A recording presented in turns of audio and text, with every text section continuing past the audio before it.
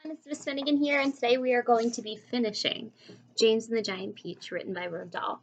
We are on chapter 36, and what has just happened is they noticed that they were going to be landing in the city of New York. Okay, so as they were going down, they realized that they were falling faster and faster down into the city over a Manhattan Avenue, and they were all being so dramatic and saying, "Guess this is it. Goodbye, everyone. Goodbye."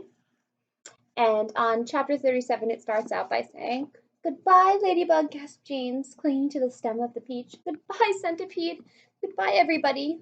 There was only a few seconds to go now, and it looked as if though they were going to fall right among the tallest buildings. James could see the skyscrapers rushing up to meet them at the most awful speed, and most of them had square flat tops, but the very tallest one of them at the top tapered off into a long sharp point like an enormous silver needle sticking up in the sky.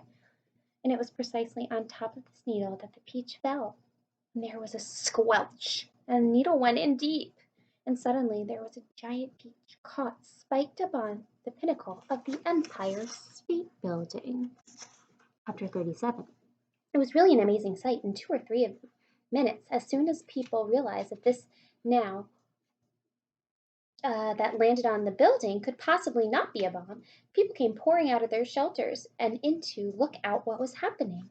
The streets for half a mile around the buildings were jammed with men and women, all looking around and spreading the word. "It's a flying saucer," they shouted. "I think it's from outer space. Maybe they're men from Mars, or maybe they're from the moon." And a man who had a pair of binoculars to his eyes said, "That looks pretty peculiar to me, I'll tell you that." Police cars and fire engines came screaming all around the city, pulling out of the Empire State Building. 200 firemen and 600 policemen swarmed the building and went up to the elevator as high as they could. Then they poured out onto the observation roof, which is the place where tourists stand, just at the bottom of the big spike. All the policemen were holding everything ready, all their weapons and their fingers were ready to go. But from where they stood, almost directly underneath the peach, they couldn't actually see the travelers on top. "Ahoy there!" shouted the chief of police. "Come out and show yourselves!" Suddenly the great brown head of a centipede appeared over the side of the peach. His black eyes, as large as 2 round marbles, glared down at the police officer and firemen below. Then his monstrous, ugly face broke out into a wide grin. The policemen and firemen all started shouting, "Look! It's a dragon!" "It's not a dragon. It's a wampus. It's a gorgon. It's a sea serpent. It's a proc. It's a manicore." 3 firemen and 5 policemen fainted and had to be carried away. "It's a snozwanger," said the chief of police.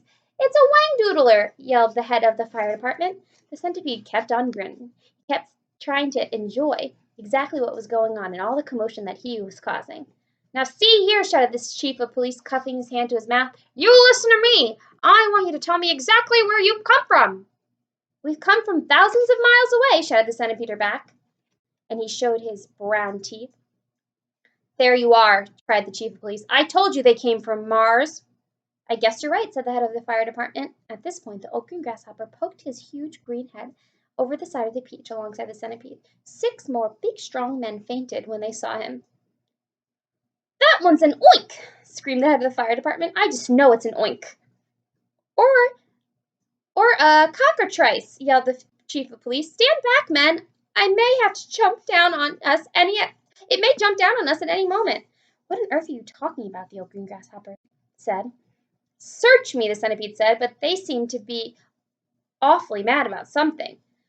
The Miss Spider, large and black, with her murderous-looking head, which to a stranger was probably the most terrifying thing of all, finally appeared next to Grasshopper. "Snakes and ladders," called the head of the fire department. "We're finished now. It's a scorpula." "It's worse than that," said the chief of police. "It's a verminous nid. Oh, just look at this verminous nid. Its gruesome face." "Is that the kind of thing that eats fully grown men for breakfast?" the head of the department said, going white as a sheet. "I'm afraid it is," the police chief said. "Oh, please, why doesn't someone help us get down from here?" asked Miss Spider. "It's making me giddy." "This could be a trick," the head of the fire department said. "Does anybody know what's going on? Don't make a move until I say so." "They've probably got some sort of space guns," they all muttered to the chief of police. "But We gotta do something, said the fire department. About 5 million people are standing down the street watching us. Then why don't you put up a ladder, the chief of police said. I'll stand at the bottom and hold it steady while you go up. Thanks very much, snapped the head of the fire department. Soon there were no less than 7 large, fantastic faces peering down on the side of the peach. The centipede, the old green grasshopper, Miss Spider, the earthworm, ladybug, silkworm, and the glowworm. A sort of panic was beginning to break out now from the firemen and policemen on top. Then, all at once, the panic stopped, and a great gasp of astonishment went around, for now a small boy was seen standing up there beside the other creatures. His hair was blowing in the wind, and he was laughing and waving and said, "Hello, everyone! Hello!" "Bless my soul," said the chief of the police. "Is that really a little boy?" "Don't be frightened of us," James called out. "Please, we're so glad to be here." "What about those others beside you?" shouted the fireman. "Are any of them dangerous?" "Of course they're not dangerous," James answered. "They're the nicest creatures in the world. Allow me to introduce them to you one by one, and I'm sure you'll believe me. My friends, this is Centipede, and let me make it known. He is so sweet and gentle that, although he's overgrown, the Queen of Spain again and again has summoned him by phone to babysit and sing and knit and be a chaperone when nurse is off and all royal children are all alone. Small wonder, said the fireman, they're no longer on the throne. The earthworm, on the other hand, said James, beginning to expand, is grateful for digging up the land and making old soils newer. Moreover, you should understand he would be absolutely grand for digging up subways and tunnels and for making you a sewer. The earthworm blushed and beamed with pride. Miss Spider clapped and cheered and cried. Could any words be truer? And the grasshopper, ladies and gents, is a boon. In millions and millions of years you have only to ask him to give you a tune. And he plays and he plays and he plays. As a toy for your children, he's perfectly sweet. There's nothing so good in the shops. You've only to tickle the soles of his feet, and he hops and he hops and he hops. He can be very fierce, exclaimed the head of all the cops. And now, with little excuse, I'd like to introduce this charming glowworm, lover of simplicity. She is easy to install on your ceiling or your wall. And although this smacks a bit of eccentricity, it's really rather clever, for thereafter you will never, never, never have the slightest need for electricity. And which no less than 52 policemen cried, if this is true, that your creatures get some fabulous publicity. And here we have Miss Spider, with a mile of thread inside her, who has personally requested me to say that she's never met Miss Muffet, or Charming, her little tuffet. If she had, she'd not have frightened her away. She'd look her sometimes.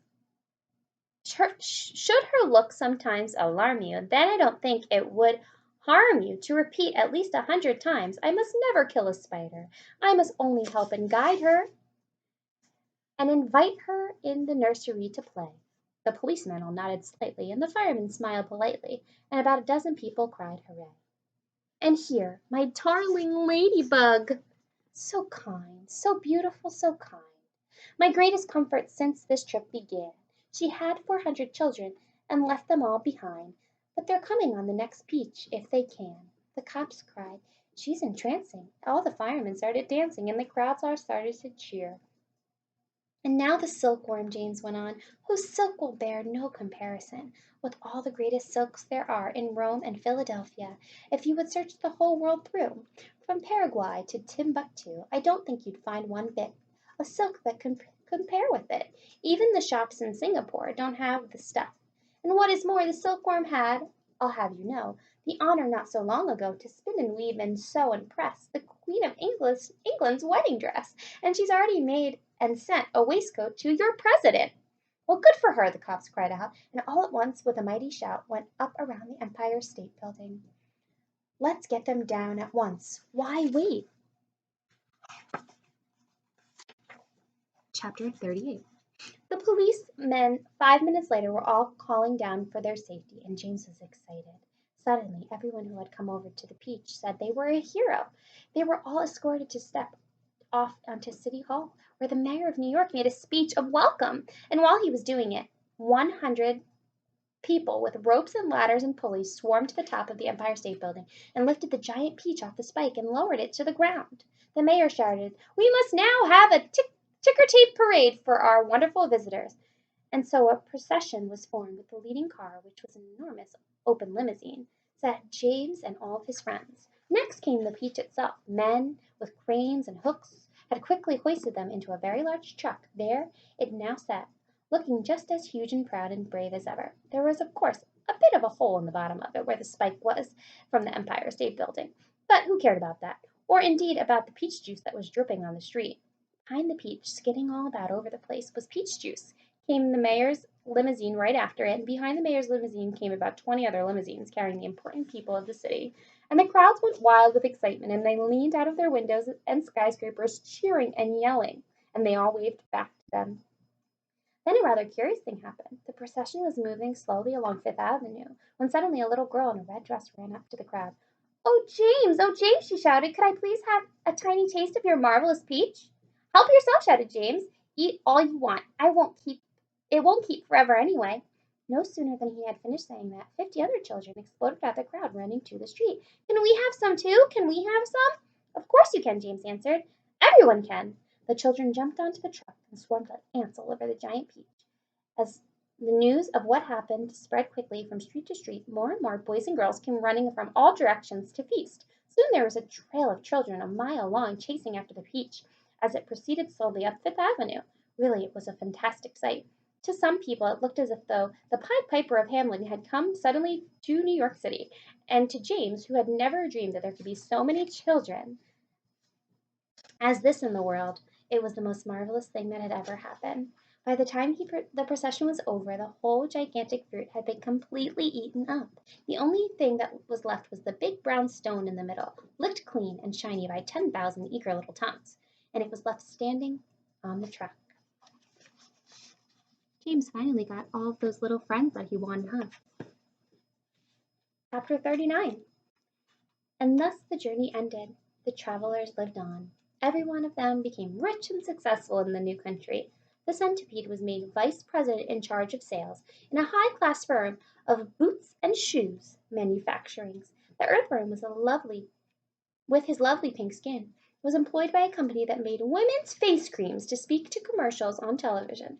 The silkworm and Miss Spider, after they both had been taught how to make nylon threads using silk, set up a factory together to make ropes for tightrope dancers and walkers. The glowworm became the light inside the torch of the Statue of Liberty and saved the grateful city from having to pay a huge electricity bill every year. The giant green grasshopper became a member of the New York City Symphony Orchestra, where he was playing his instrument and was greatly admired. And the ladybug, who had been haunted all of her life by a fear that her house would be set on fire and all of her children would be gone, married the head of the fire department and lived happily ever after. And after the enormous peach stone, it was set up permanently in place of honor in Central Park and became a famous monument. But it was not only a famous monument, it would also be a famous house. And inside the famous house there lived a famous person, James Henry Trotter himself. And all you had to do any day of the week was go and knock on the door, and the door would always be open to you, and you would always be able to be asked inside to come and see the famous room where James had his first meeting with his friends. And sometimes, if you were very lucky, you would find old green grasshopper in there as well, resting peacefully on a chair before the fire, or perhaps ladybug who dropped off a cup of tea, and perhaps centipede would show off a new batch of his particularly elegant boots that he had just acquired. Every day of the week hundreds and hundreds of children from far and near came pouring out of the city to see the marvelous peach stone in the park, and James Henry Trotter, who once, if you remember, had been the saddest and loneliest little boy that you could find, now had all of the friends and playmates in the world. And because so, many of them were always begging him to tell and tell again the story of his adventures on the peach. He thought it would be nice if one day he sat down and wrote a book. And so he did. And that is what you have just finished reading. The end. Thank you for listening.